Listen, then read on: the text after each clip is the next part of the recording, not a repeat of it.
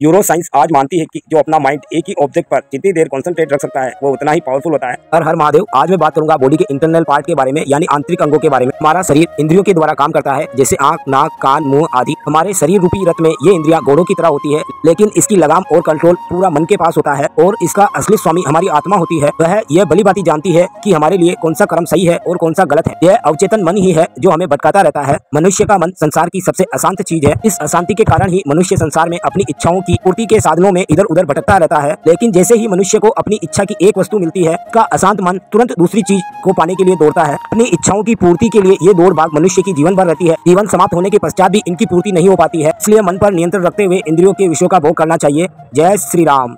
सुबह अलार्म बजने पर आंखें सबकी खुलती है, लेकिन जो किस्मत के भरोसे होते हैं वह खुद को और अपनी किस्मत को फिर से सुला देते हैं, और जो अपनी मेहनत के भरोसे होते हैं वो खुद को भी जगाते हैं और अपनी किस्मत को भी। हमारी कड़ी मेहनत ही हमारी किस्मत की चाबी है। किस्मत, जिसे हम लक कहते हैं, यह भी 4 चीजों से मिलकर बनती है। लेबर अंडर करेक्ट नॉलेज, जिसका मतलब होता है सही दिशा में पूर्ण ज्ञान के साथ कड़ी मेहनत करना। मेहनत तो सभी करते हैं, लेकिन मेहनत करने की दिशा और इसका तरीका हमेशा सही होना चाहिए। गलत दिशा से आपका घर का दरवाजा तक सही नहीं खुलता है तो गलत दिशा से किस्मत कैसे खुलेगी। एक ही काम को अगर 10 व्यक्ति अलग अलग करेंगे तो उसका करने का तरीका भी अलग अलग होगा और उसका परिणाम भी अलग आएगा। हर व्यक्ति का काम करने का तरीका अलग होता है। वह उसकी बुद्धि और उस काम के प्रति लगाव और उसके अनुभव पर निर्भर करता है। यूं ही नहीं होती हाथों की लकीरों के आगे उंगलियां। भगवान भी किस्मत से पहले मेहनत लिखता है। कड़ी मेहनत से ही आप अपना जीवन बदल सकते हैं। जब लोग बदल सकते हैं तो किस्मत की क्या औकात। जब हम अपने कर्मों को सही दिशा देते हैं, पूरी मेहनत और लगन उसमें डाल देते हैं, वही कर्म हमारे फ्यूचर की डेस्टिनी तय करते हैं। आज का कर्म ही हमारा कल तय करता है।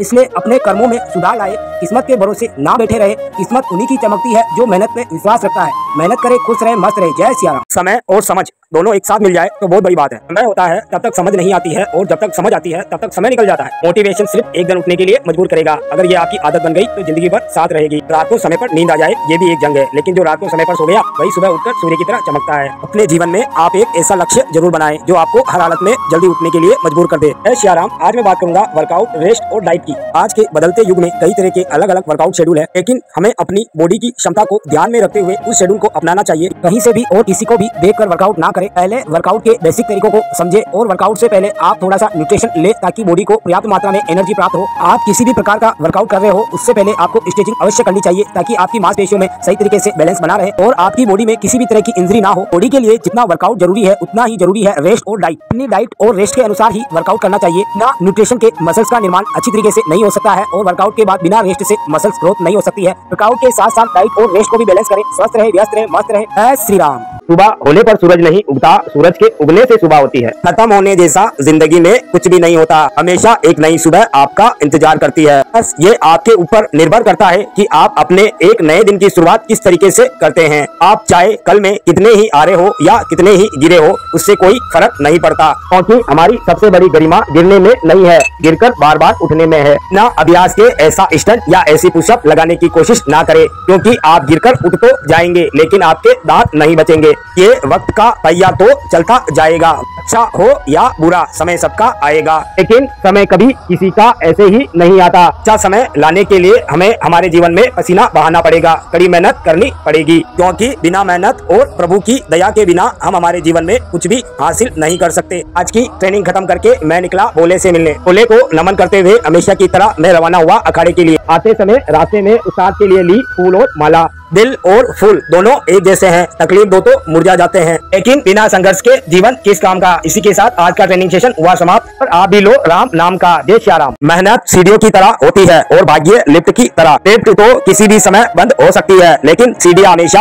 आपको ऊपर तक लेकर जाएगी। मेहनत के साथ साथ आपका नजरिया भी सही होना चाहिए, क्योंकि जो सीढ़ियां ऊपर की ओर जाती है वही सीढ़ियां नीचे की ओर भी आती है। हर इंसान मजदूरी है, कभी सड़क पर, कभी दफ्तर में, तो कभी घर पर। आज मेरी अखाड़े की पावड़ा चलाने वाली प्रैक्टिस काम आई। दिन भर चलाया पावड़ा। आज मेरे हिस्से में आया रेत को अंदर डालने वाला मेहनत का काम। इतनी मेहनत के बाद जल भी अमृत लग रहा था। थोड़ा नाश्ता करके उबड़ खाबड़ जगह पर लगाई रनिंग और लगाने के साथ ही शरीर हो गया चकनाचूर। एक जगह बैठकर किया विश्राम, साथ ही अलोम विलोम करके और बॉडी के लिए लगाई उठक बैठक। थाइस और लेग्स को मजबूत करके कंधों की बारी आई। स्टोन प्लेट उठाकर घुमाई प्लेट, कंप्लीट किए सेट। इसी के साथ आज का वर्कआउट हुआ समाप्त। जूतों से निकाली धूल। ने की मुस्कुराहट देखते हुए मैं निकला घर की ओर। घर आकर सबसे पहले नहाया धोया और आज का सोमवार के दिन जो सबसे पहले माइंड में आता है वो आते हैं मेरे प्रभु शंकर, और मैं निकला प्रभु से मिलने।